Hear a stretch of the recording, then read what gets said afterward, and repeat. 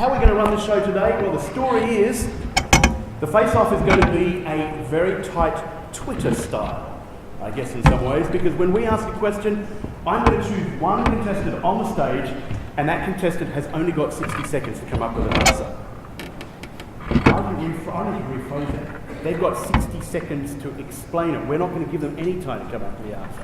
You good with that? Yeah. They're good. So we're putting pressure on. And if I happen to ask, let's say I ask Darren a question, I'm going to say something to him and say, give me an opinion. I'm then going to pick on somebody else and ask them to give us an alternative opinion. Part of the reason of this is that our field is still emerging, it's still evolving. So there's going to be many different ways to look at the issues. So I'll be doing a second contestant, and that will bring in the alternate stamps. Does that sound good? Yeah?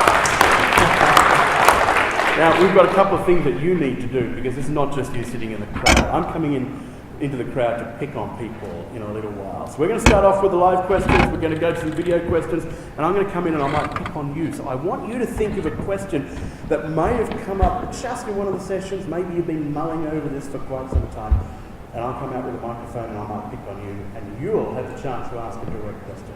But I think we need to get started. What do you think? So let's start off with our first question. And our first question is a tablet considered a mobile device? Mark Zuckerberg asked this question. I want to ask Darren if you can tell us, is it a mobile device? And you've got 60 seconds. Let's go for it. If you leave it on your desk, it's not a mobile device. If you take it with you, it's mobile. Okay, so it can't be mobile all the time? I'm sorry? Can't be mobile all the time?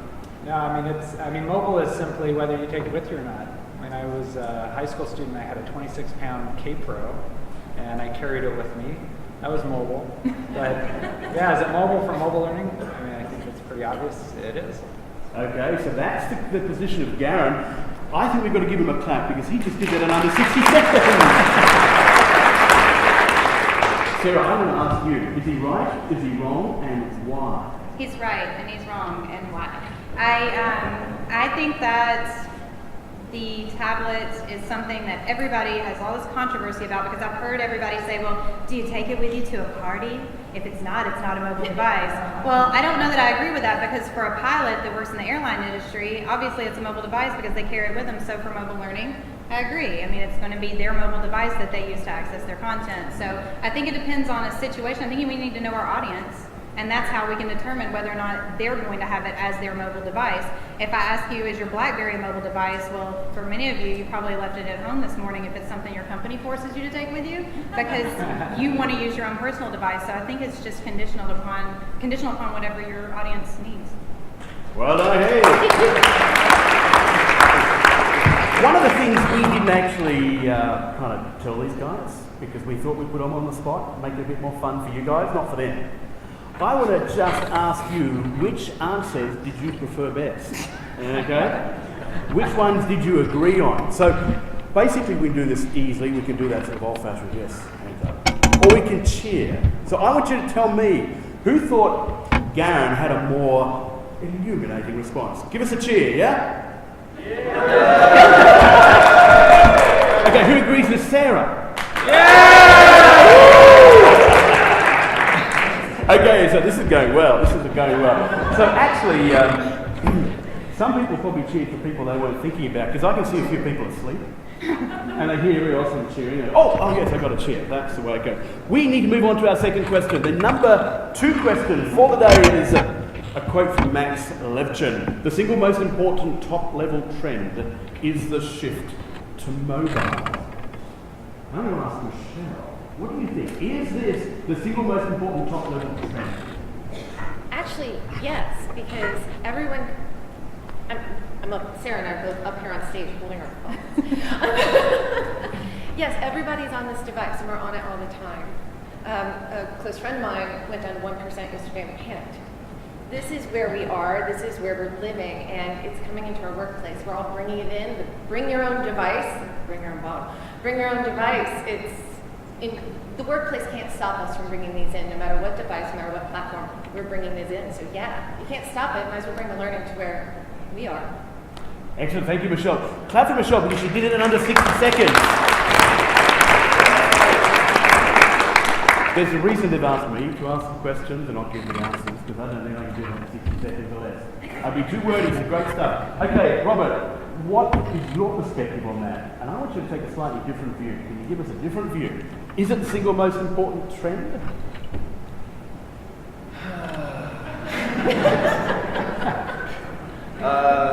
Absolutely. I mean, we're at this conference, and I would have to agree that mobile has to be thought of and part of everything that we're doing. So it's is it a top-level trend?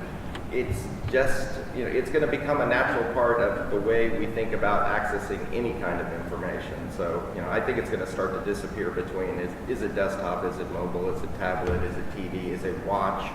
Mobile seems to suggest a smartphone, but that's what we think of today. Tomorrow will be some weird thing that we have on our head. So it's just ubiquity is a better answer to me than top-level trend is mobile.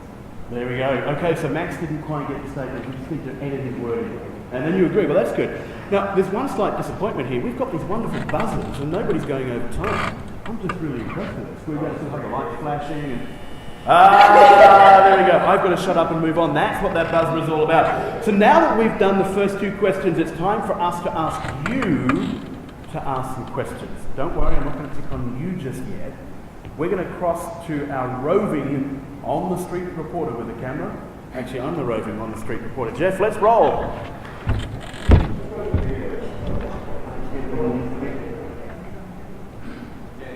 I agree. We have you to blame for this one.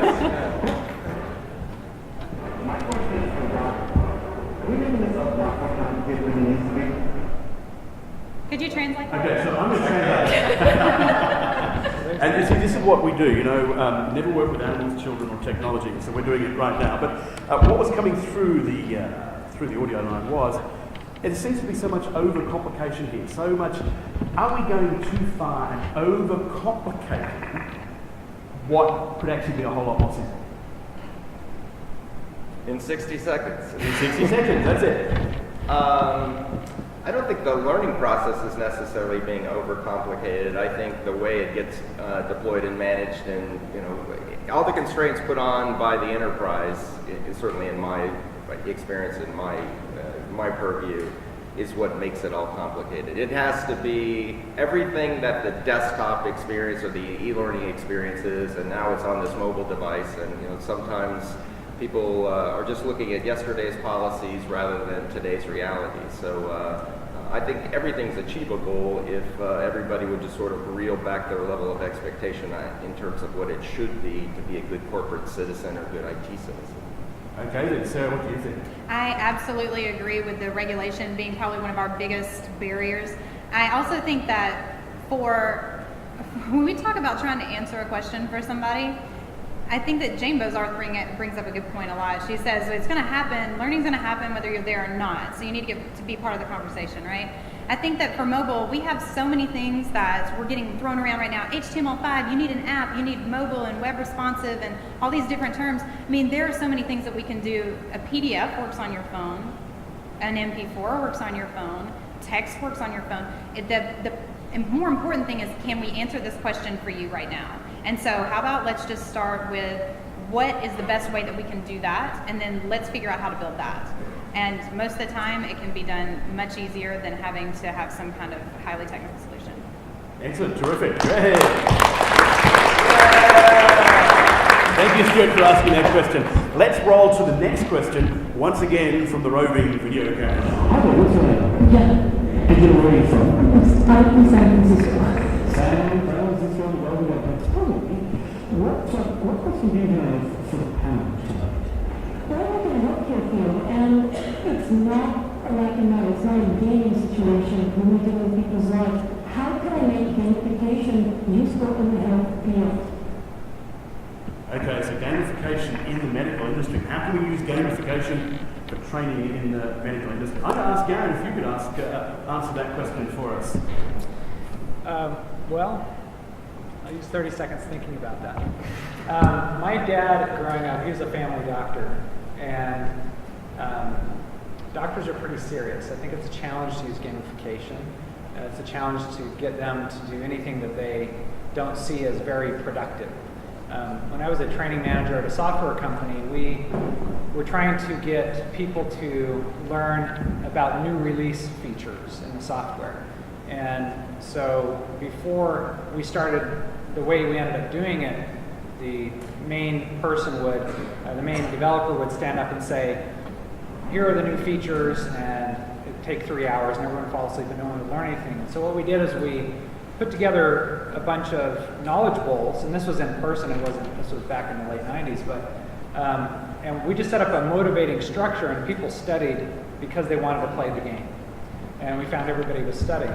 But what was interesting is that a few people, I shouldn't say many, but a few people wouldn't come to the games because they didn't see it as relevant to their jobs. They didn't think that it would be effective. And I think that's one of the big challenges in the medical world is they take themselves so seriously, as they should, that getting them to recognize the benefit of gaming is the first barrier they have to overcome. 63 seconds. Well done. Sarah, what are your thoughts on that question? Gamification in the medical industry. I'm really excited about this question, actually. Maybe you called me, I was over shaking my head, yes. One of the coolest games that I've ever seen was something, I believe it was Red Cross or somebody like that did something. It was literally a white screen, there was a countdown, and it said, okay, you've just showed up on the scene of an accident, what do you do first? And it gave you had so many seconds to answer. And if you answered the wrong answer, then it would take more time away and your person would die. And so I was never able to save my person, but what was really good about that is that it was realistic. It was something that they needed to know. It was relevant to what they needed to be able to do. And it didn't feel like, here, play Simon Says to answer this question. It was something that had that gaming feel, and it was challenging, but it was simple and it was relevant. So I think when we talk about gaming, it's really just engaging people and getting people to engage with the content in a way that they might not necessarily always think of it, but also just giving them a challenge. It's more of just the challenge, and it's something as simple as a timer can do that for you. So we're taking it from just normal theory into creating the adrenaline, the whole kind of pressure of a real life situation. Terrific, thank you, Sarah. Great answer. So we're still having fun. I'm going to do a quick competition from you guys. Who gave the stronger answer? Was it Sarah or was it Gary? Sarah? Or Gary? That's great. So if we were giving out prizes, you'd both get a stick of bar to just come and half. But because we don't give out prizes, the real prize is the undying adulation of the guild community. That goes a long way. We've got one more video question. Let's roll to the next video question. And in fact, I don't even know from memory whether this person is going to ask a particular question, someone in particular. Let's find out.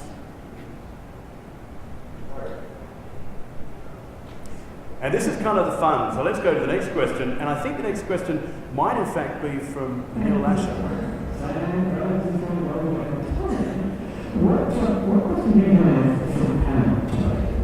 So we're doing it's not like it's not a game situation. We're doing people's lives. How can I make gamification useful in the health field? Now, that's a good recap for the question. Okay, so we're good with that. I've been drinking.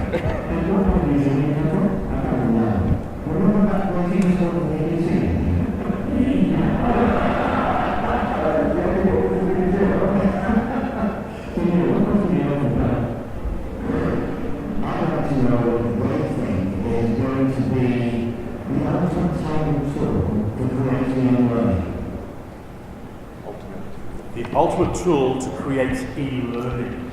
Okay, so I'm going down this way, and in fact, I think I'm going to ask Robert if you can give a shot at this one.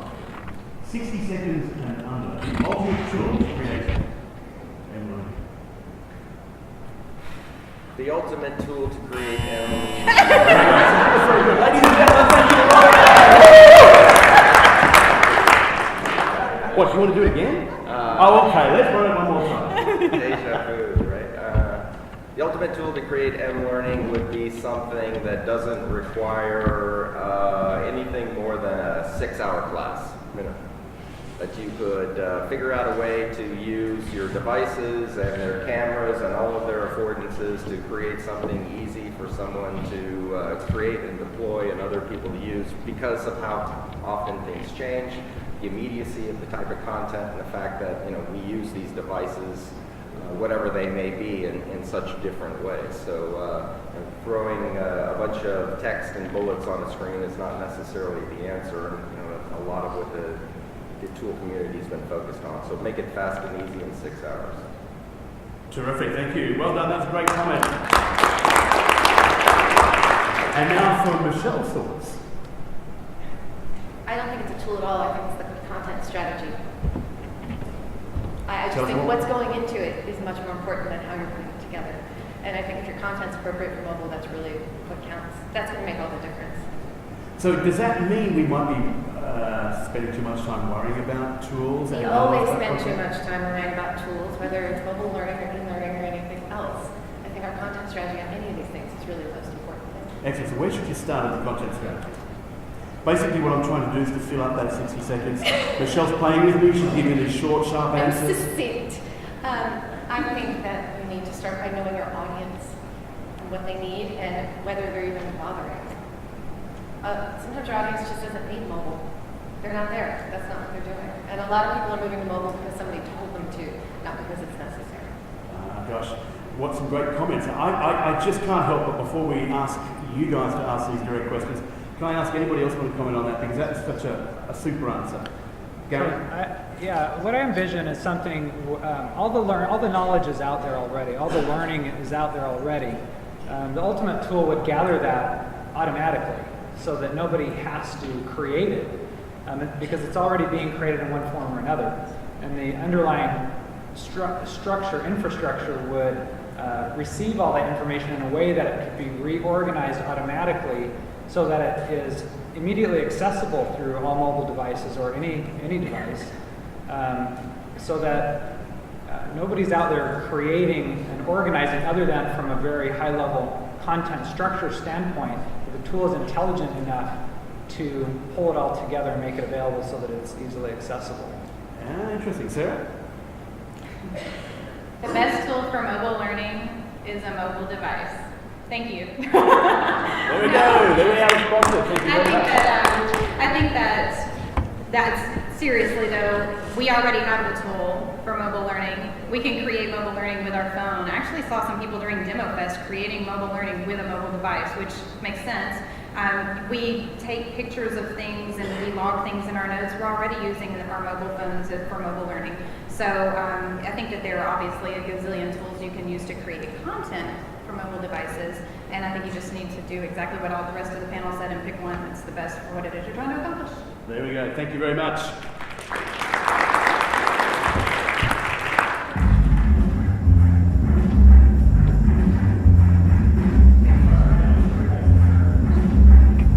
Hi guys, what are we going to do now? I'm looking for somebody who looks extraordinarily uncomfortable. Anybody looking for the floor if they're not right here? Oh my God, hello, what's your name? I'm Susan. Susan, where are you from? I'm from Orange County. Orange County, fantastic. Are you enjoying the conference? I am, thank you. What's the highlight thing for you?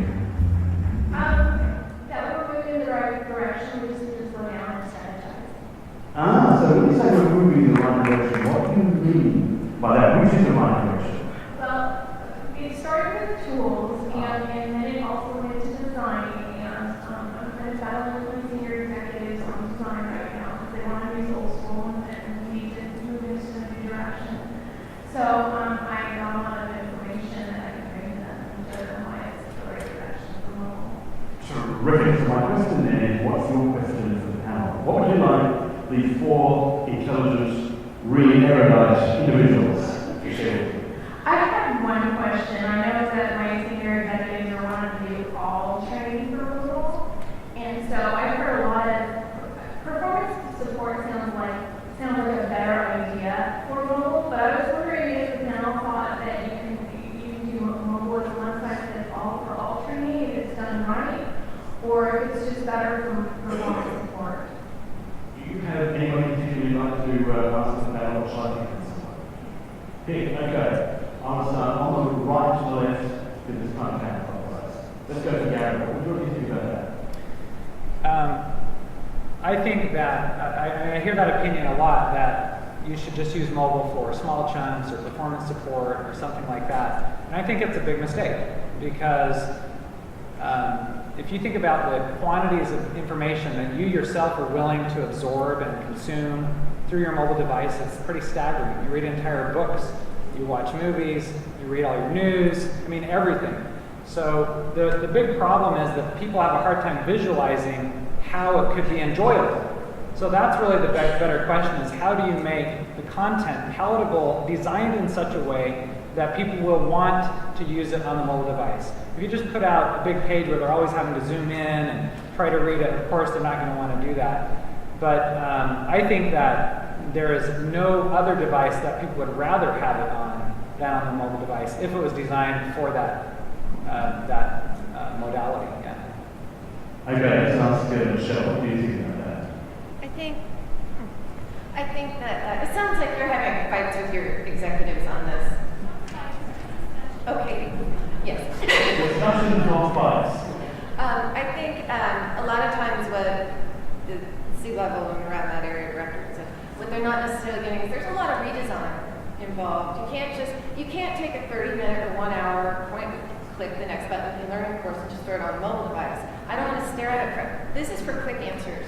So when you think about your training that you're putting on your mobile device, you need to think about the behaviors of your users, what device they might be using. Is it a tablet? Is it a phone? Is it both? And you need to think, when are they using it? Are they sitting on their couch? Are they sitting at their desk? Are they out on the field? It's all in context. So think about the behaviors of your users and what they're thinking and how they're reacting. There's some great studies out there you can find on mobile modes and mobile mindsets. And I think that's really important to decide between, yes, I'm going to do performance support, and yes, I'm going to do all my training that way. And maybe it's half and half. Terrific. Give it a clap.